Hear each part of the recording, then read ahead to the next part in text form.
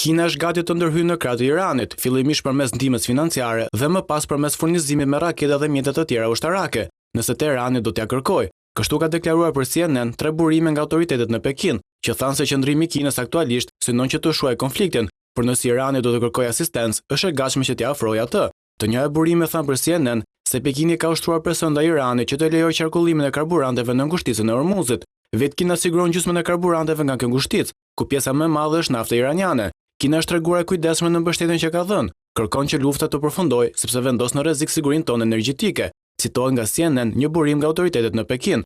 Megjithatë, duke cituar burimet të inteligjencës amerikane dhe raportime pranë Ministrisë së Jashtme kineze, mediat amerikane shkruan se Pekini po bëhet gati që të mbështesë financiarisht dhe me raketa Iranin, duke hyrë tërthorëzi në konflikt. Raportimi mbërrin pas lajmit se Rusia është duke i ofruar inteligjencë Iranit mbi vendodhjen e bazave dhe lëvizjen e trupave amerikane dhe izraelite në rajon.